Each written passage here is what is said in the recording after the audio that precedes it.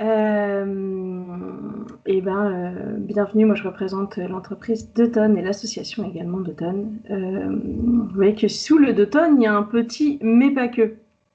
Parce que il y a un enjeu effectivement de baisser son empreinte carbone pour pouvoir arriver aux 2 tonnes de CO2 équivalent en 2050.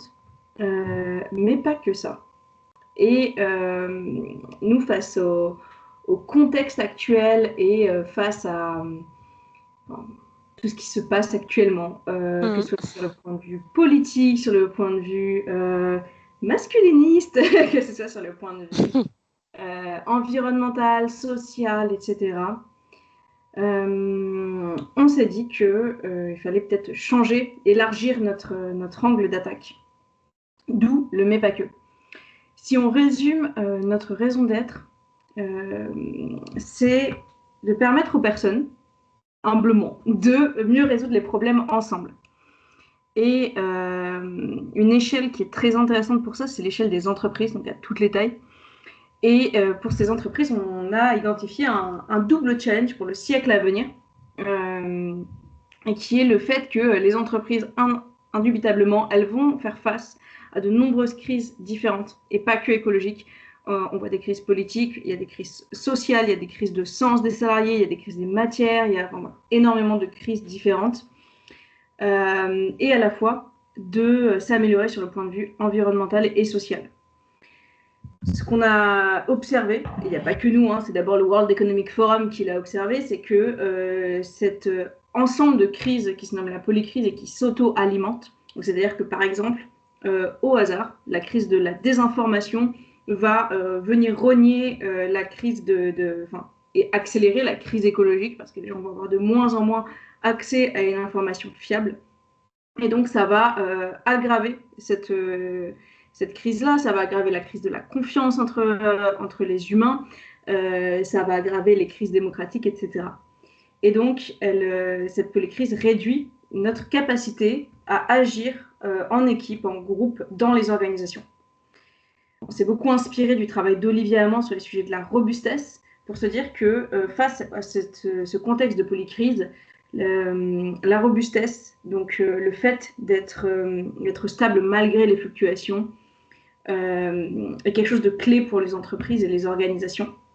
Donc sur 5 critères que vous voyez affichés à l'écran, qui sont la résistance du coup aux impacts, le fait de pouvoir s'adapter, le fait d'anticiper, de se préparer du point de vue stratégique, d'avoir en fait quelque chose d'assez simple, parce qu'on a suroptimisé énormément de choses, de systèmes, que ce soit des systèmes techniques ou des systèmes humains, dans quelque chose par exemple d'ultra hiérarchique.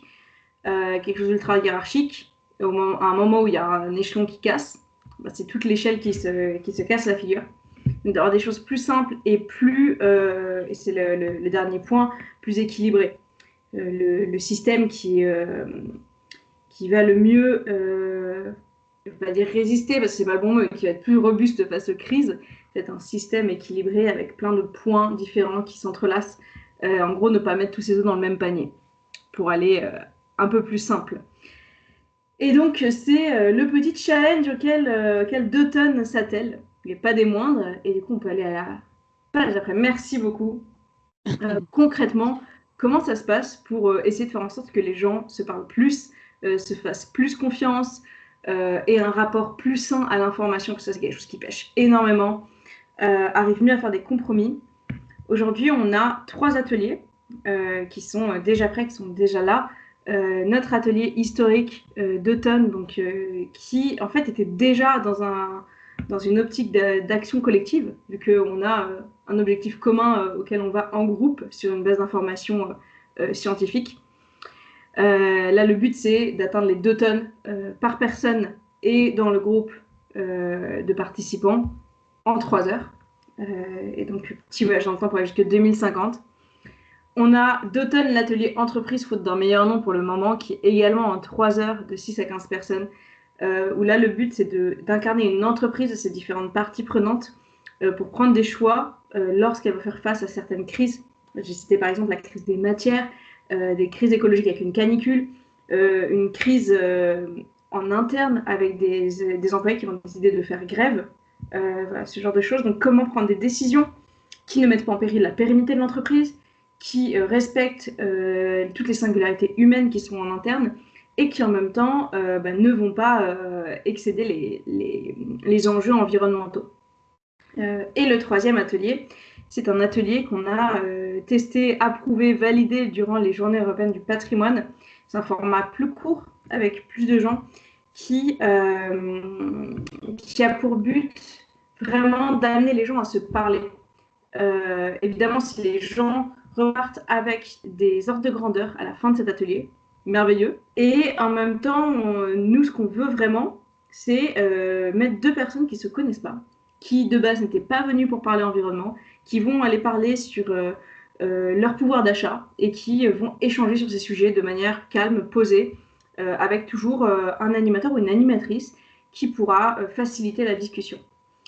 On est super heureux de participer à ces 48 heures des fraises. Donc, merci beaucoup, Agathe et tout le réseau Massif Frescon. Merci pour tout votre travail. Je trouve que c'est essentiel. On a préparé des ateliers inter-entreprises que vous pouvez, auxquels vous pouvez vous inscrire grâce au QR code. Et en tout cas, go Mass Fresk, let's Mass Fresk, comme tu dis, Agathe. Merci beaucoup et hyper heureuse de faire partie de ce mouvement. Fresk, and not only, I say now.